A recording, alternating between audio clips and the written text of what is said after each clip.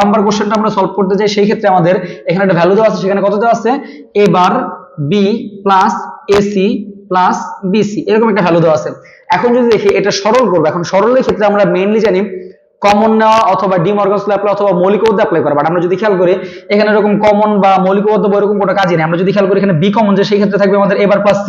অথবা এখানে c common হলে a প্লাস b, যেটা কোনো মৌলিক উপপাদ্য যায় না, অর্থাৎ এই ক্ষেত্রে আমাদের ম্যাথটা মোস্টলি সিম্পলিফাইড হয় না। বাট সেই ক্ষেত্রে আমরা যদি খেয়াল করি এখানে চাইলে আমরা একটা উপপাদ্য অ্যাপ্লাই বা এখানে একটা কনসেপ্ট নিয়ে আসতে পারি, যেহেতু এখানে একটা a আছে চলক এবং তার একটা পূরক মান আছে, এই ক্ষেত্রে যেহেতু a নাই, তাই সেই ক্ষেত্রে আমরা এখানে একটা ঘটনা ঘটাতে পারি, সেটা হচ্ছে কি ac প্লাস BC, এবং এই পদটার সাথে আমরা যেহেতু এখানে বাকি দুইটা পদের সাথে এই পদের কোনো মিল নাই, তাই এইটাকে মিল করার জন্য এখানে a আর a বারের মতো একটা চলক নিয়ে আসতে পারি। আমরা জানি a প্লাস a বার এটা সমান সমান কত পেতে পারি আমরা, নরমালি 1। তো আমরা যদি খেয়াল করি যে a প্লাস a বারে যদি আমাদের 1 হয়, তাহলে সেই ক্ষেত্রে এই 1 এর সাথে আবার কোনো কিছু গুণ করলে, অর্থাৎ a ডট 1 করলে সেই ক্ষেত্রে আবার a পাওয়া যায়, অর্থাৎ সেই ক্ষেত্রে আমাদের মানের কোনো ধরনের পরিবর্তন ঘটে না, এই ভ্যালুটা এবং এই ভ্যালুটা সম্পূর্ণটা একই ভাবে থাকে। তো সেই ক্ষেত্রে আমরা এখানে কি করছি, এই পদের সাথে a বার এবং এই চলকটাকে আমি আলাদা করে নিয়ে যোগ করে দিছি, সেই ক্ষেত্রে এই পদের সাথে বাকি দুই পদের একটা সম্পর্ক তৈরি হবে। এখন যদি আমরা খেয়াল করি এখানে যদি আমরা গুণ করি, তাহলে গুণের ক্ষেত্রে আমরা কি পাবো, এখানে a বার b প্লাস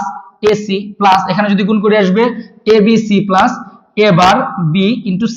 এবার যদি আমরা খেয়াল করি এখানে কমনের কনসেপ্টটা দেখি, এখানে আমরা মৌলিক উপপাদ্য কমন নিতে পারি, এখানে আমরা কমন নিতে পারি, অর্থাৎ আমরা যদি এখানে খেয়াল করি যে এই দুই পদের সাথে এবং এই দুই পদের মধ্যে যদি আমরা কমন দেখি, তাহলে সেই ক্ষেত্রে আমাদের ভ্যালুটা এরকম দাঁড়াবে যে এই পদ এবং এই পদ, সরি এটা মিস্টেক হয়েছে, আমরা এইখান থেকে না, আমরা যদি আলটিমেটলি কমনটা এই দুই জায়গা থেকে নিই, অর্থাৎ প্রথম দুই পদ এবং এই দুই পদ থেকে যদি আমরা কমন নেই, তাহলে সেই ক্ষেত্রে আমরা দেখতেছি প্রথম দুই পদ a বার b, এখানে আমরা কমন নিলাম a বার b, তাহলে এখানে থাকবে a, এবং এই পদ থেকে যদি আমরা a বার b কমন নিই, তাহলে থাকবে কত, c।